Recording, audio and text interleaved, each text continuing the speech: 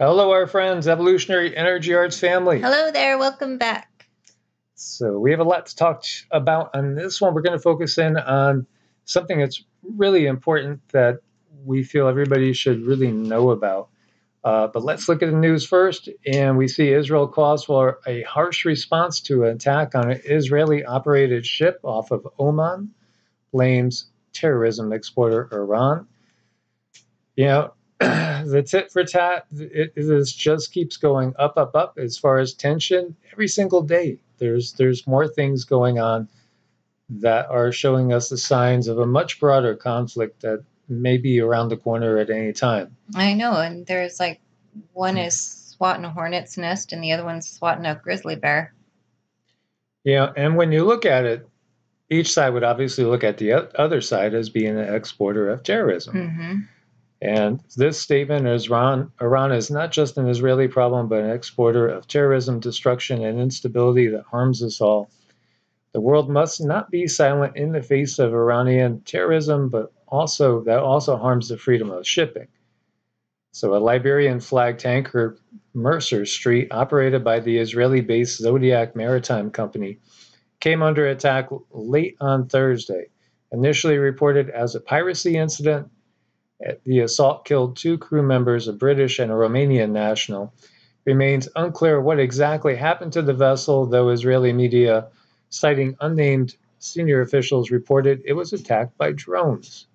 So this is also the world that we live in now, where it's not individuals, it's individuals behind remote-controlled operators, operating these drones.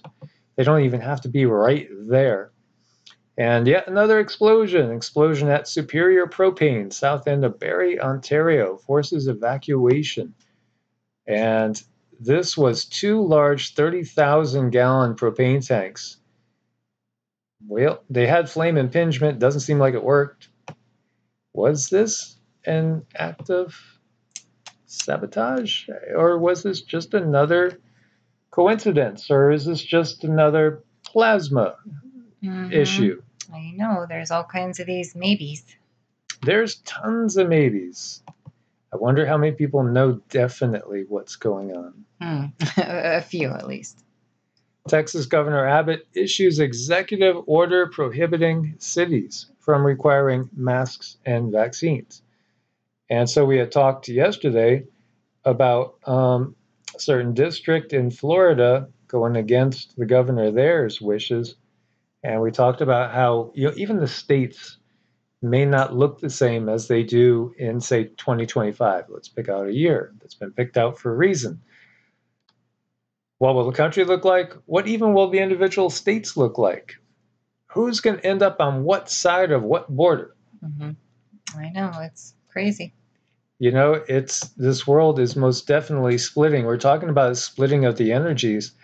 And more of our family members that we work with on a regular basis are saying that, they're coming to the point where certain relationships are ending. They just can't do it anymore. People that are quote unquote awake with people that are sleeping sheeple. Yep. And just even being around people that have had a certain thing done. And I think you guys could probably figure out what that is becoming intolerable to certain people. And again, it seems like the more sensitive you are, perhaps the more empathetic, perhaps with more natural gifts, more intuitive gifts, perhaps telepathic and empathetic, you kind of see what's going on, see through everything, but also you're just more susceptible to feel it. And so many people, I don't know anybody that has been saying, man, I have so much energy. I'm just like the Energizer Bunny. It's like everybody is saying, gosh, I feel so tired, or, oh, I slept 12 hours. Oh, I slept About 47% of Republicans believe. And this is a big statement. 47% of Republicans say time will come to take the law into their own hands. That's a big statement. That's huge. When did you ever hear that in this country, ever before? Never. I mean, I've never heard of, not even remotely. 47% of Republicans believe that a time will come when patriotic Americans have to take the law into their own hands, according to a George Washington University poll on Americans' faith in election systems and democratic values. So they polled 1,700, and of course 1,700 is a drop in the bucket compared to 330-something million people that are here legally, and then who knows, 10, 20 million more that are here illegally. So it's not a lot of people. But you see, 55% of GOP respondents, however, said they support the potential use of force to preserve traditional American way of life, compared to just 15% of Democrats.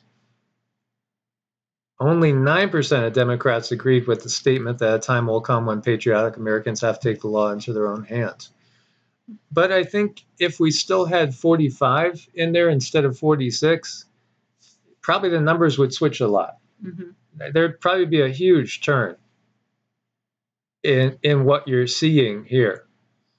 And, you know, it's for obvious reasons. Again, this great divide, it is so fractured, you know, there's not enough crazy glue in the world to put that egg back together. Absolutely not. There's just too many things that have gone on, you know, like the irreparable damage thing, you know.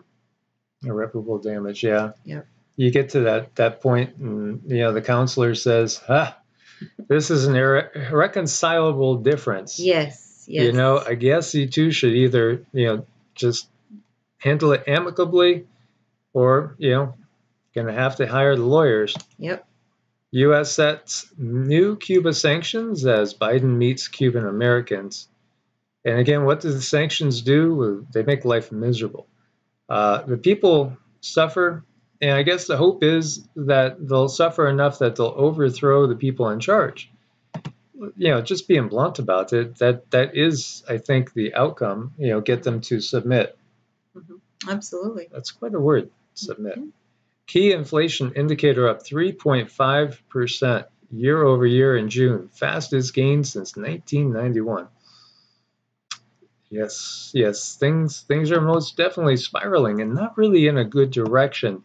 And, you know, there's so many people that we've been talking to, too, that are feeling a little bit despondent, to say the least. The biggest thing I could say to them is that spiritual habit, you know, and not just spiritual, but spiritual is so important. Have something regularly that you are going to, that's going to bring you peace in your heart, which will also bring you peace in your mind, at least for a while. And I've shared with you guys, for me in Florida, it was going to kirtans, which I adored. And we had so much fun, you know, with just a bunch of old hippies, you know, singing Kumbaya, sort of. Except for we were doing it with a lot of Vedic mantras, as well as, you know, some Christian songs, even some stuff from Hebrew and Native American traditions. It didn't really matter. It's the intention, being heart-centered. The dogma side of things, it's not really important when we get down to it. It's all about where the heart is.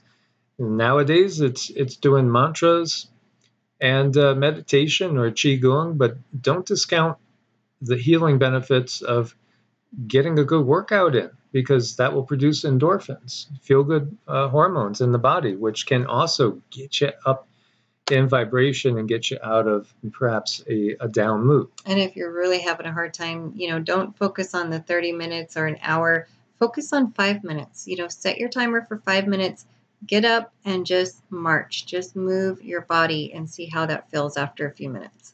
So farms along California Delta in jeopardy amid fears senior water rights could be curtailed. Yeah, the water crisis in California is so severe that basically, you know, what's going to happen is it's going to drive, again, a lot of the small farmers just totally out of business. How about the people that are just trying to not necessarily water their lawn, but water their gardens, right? This is what we need to do in these times, is to be self-sufficient.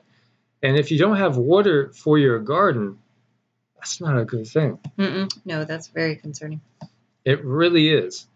And, you know, I'm sure that when you look at companies like Nestle, they're going to have plenty of water. Of course they will. They will get the priority.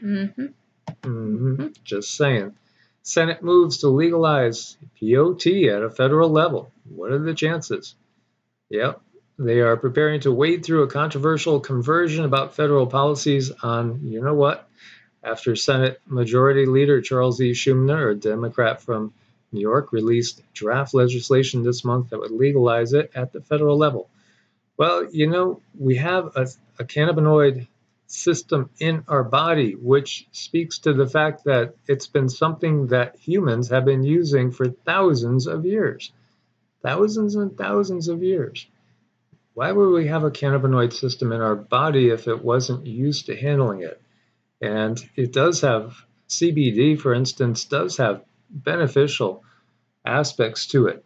You know what? It's something that can fight against the big C word, CANCER. Not only that, it could help with mood and depression. It could help with pain. It can help with many, many things. You know, so there is the THC side and the CBD side. You know, feel as you may against the THC side, which does have some benefits too. The CBD side is just loaded with benefits.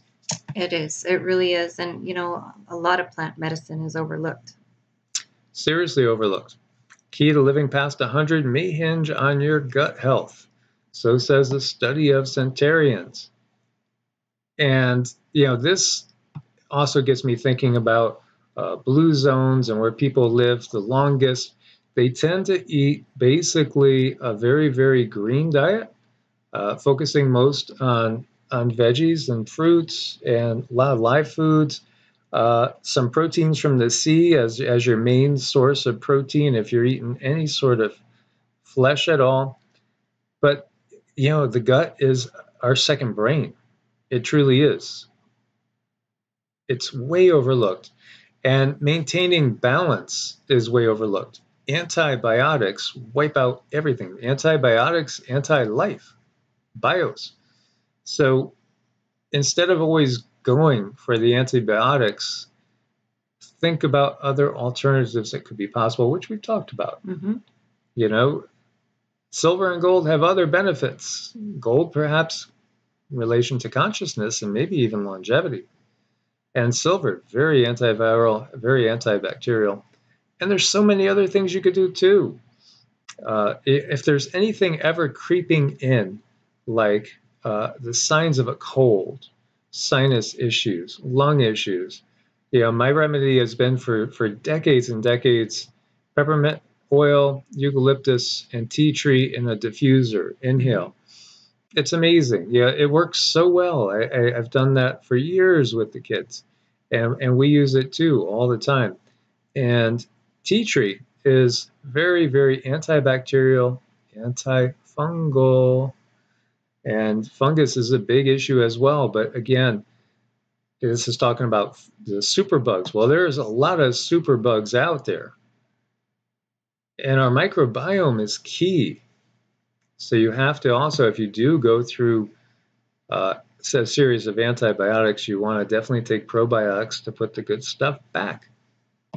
So, you know, they analyzed and they found that they had a good balance of gut bacteria. And it actually affects your mood too. Yeah. It really, really does. As well as things like brain fog and everything. You got to have the right balance. Untreatable drug-resistant fungus found in Texas and Washington. We talked about that. The drug-resistant fungal superbug has health officials worried. Emergence of mucormycosis and other fungal co-infections as an after effect of the plague upon the land treatment. Black, white, yellow fungus. You know, who else was this fungus found in? If we go back years ago, when the first other big plague upon the land, HIV, you know, AIDS, came out, it was things like this that were happening because, again, the immune system was lowered. The immune system can be lowered from many different things that we're going to talk about. Again, things that include frequency. I know, that's a big one. That's huge. Yes, frequency. most definitely. And just having that improper gut balance.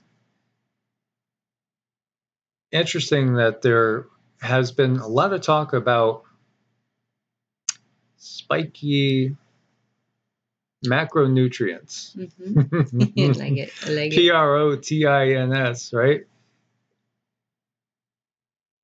And when you look at, one of the characteristics about what constitutes this plague upon the land, it is in many ways, when you look at it, I've always viewed it as basically open air first plague upon the land, if you get what I mean. That thing that first came out in the 80s, being spread out there in the open air. So, what are we to do to fight like Candida and fungus like that? Well, we need to really watch our diet. And just like we were talking about, if you have the big C, the last thing you want to do is load up on sweet tea. Take the sweet out of the tea, just drink the tea, you're okay. You add the sweet in, you're not going to be okay, because you're going to have a proliferation of the big C, A-N-C-E-R. And the same thing goes with Candida and the Candida overgrowth. This is what these people are suffering from.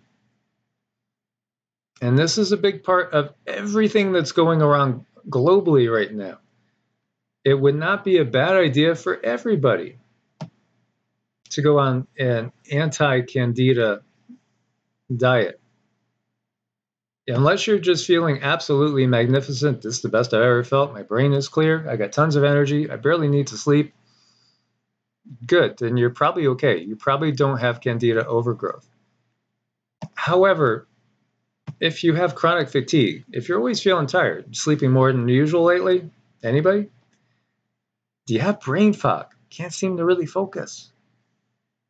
Digestive issues. Is your stomach gurgling every time you put anything in it? Or, again, the other end of things as well. Could be constipation, could be diarrhea. Recurring yeast infections, oral thrush, sinus infections. Are you more sensitive to food in general? How about fungal infections on the skin and the nails? Anybody got athlete's foot out there? Overall weak immune system. Joint pain. How are your joints feeling? And low mood. Are you feeling depressed? These are all symptoms of Candida overgrowth. So, how do you treat it? Well, you don't want to eat simple sugars. That's the first thing, the very first thing to do is you're going to eliminate simple sugars. You're going to eliminate, number one, foods that are high in sugar, foods that contain gluten, and foods that promote gut inflammation. So there's a lot of things, mostly processed foods. You got to get the processed foods out of your life. So yes, there are some things that would normally be good and okay in moderation that you would need to take out. Even things like maple syrup and honey, certainly any sort of corn syrup, definitely cane sugar. You never want aspartame in your life. Molasses, even agave, they're just going to break down too quick, and it's going to feed this. It's going to accentuate that imbalance, make it worse. Glutinous grains like barley, rye, spelt, and wheat. High sugar fruits like bananas, dates, fruit juices, grapes, mango, and raisins. So again, there's a lot of people combating a lot of different things right now. And depending on what situation you're in, you're going to have to, make the best educated decision you can. Automatically, we always say to, consult your doctor first. I don't know, if it was me, the first person I would consult is a nutritionist, honestly, because they're a lot more trained when it comes to nutrition than a doctor is. Like a nutritionist that's gone through 6 years of nutrition on top of basic med, they're going to have a much better idea than a doctor that has to just take so many hours of nutrition. And also a good naturopath. I mean, you can't replace naturopaths, herbologists, Holistic doctors would be my choice, my personal choice. Everybody has to make their own decision when it comes to that. But if you know you have an overgrowth of Candida, if you have a yeast overgrowth, a yeast problem in your body, then you want to eliminate some things which are great for you otherwise, like, mangoes and grapes. Normally, they're great. But, this would be something that you'd want to avoid in this situation because it could also speed the overgrowth. Processed meats and toxic fish. And again, processed meats are horrible. That's one of the worst things you could eat, like salami. Anything that has basically, what am I looking for? It's a preservative, begins with an M. Oh, nitrates? Nitrates. Thank you. Give that girl a gold star. See, it must be my Candida overgrowth, guys. Yes. So some dairy products as well. Now, this gets tough because you're going to say, what the heck can I eat? Now, again, if you are suspicious that you have a Candida overgrowth, then go talk to a professional. Alcohol too, unfortunately, guys. Now, go talk to a professional and see. And there's ways they could test for this as well. But basically, you're going to go on more of a ketogenic diet. And, this would be something that could clear up a lot of those issues. Mm-hmm. It might be difficult, but what's more difficult? Go on this diet, take time for yourself, take time to recover, or live in like the brain fog and the sluggishness and the exhaustion and the pain forever. Mm-hmm. So it's a very important part of preventing or reversing Candida overgrowth by avoiding sugary foods, eliminating foods that cause inflammation, eating foods with probiotic or antifungal properties. You could go a long ways towards recovering your gut health. And so the anti-Candida diet, again, low sugar, anti-inflammatory, and it could definitely help gut health. You want to avoid the starchy veggies. You can have, in moderation, things like berries, for instance, which are so nutritious. And so I'll give you all the links to this. There's a lot to go through, and it gives you foods to eat as well. We could touch on a few of those. So non-starchy veggies, low sugar fruits, non-glutinous grains, healthy proteins, a little dairy, low mold nuts and seeds, herbs, spices, condiments, healthy fats and oils. I would say stevia is okay for sure.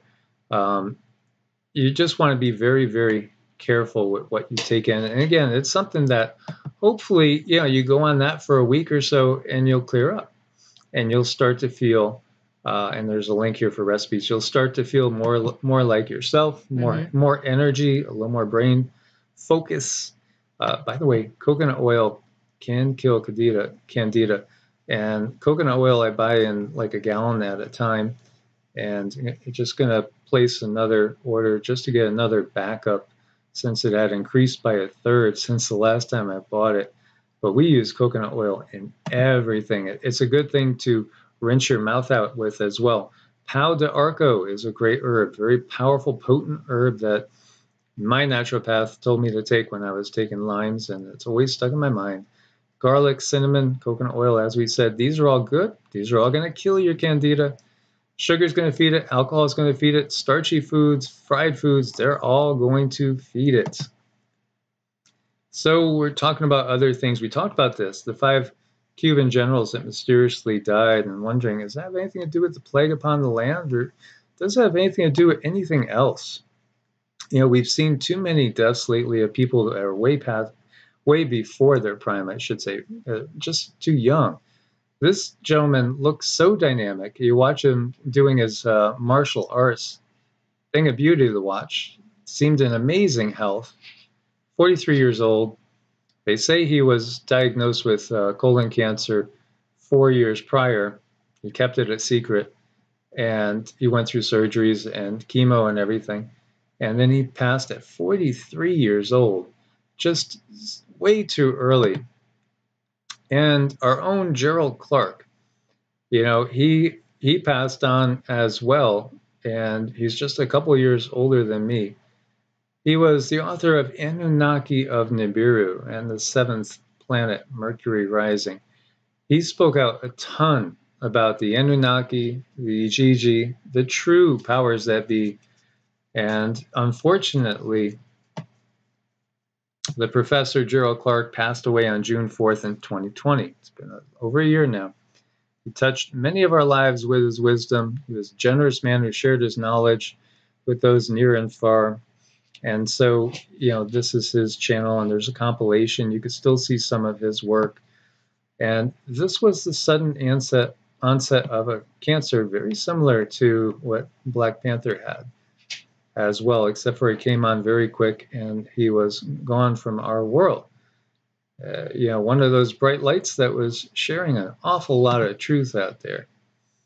And we had talked about how, this new technology, which is not even new anymore, as we know, there's a whole new generation that's already coming up in China.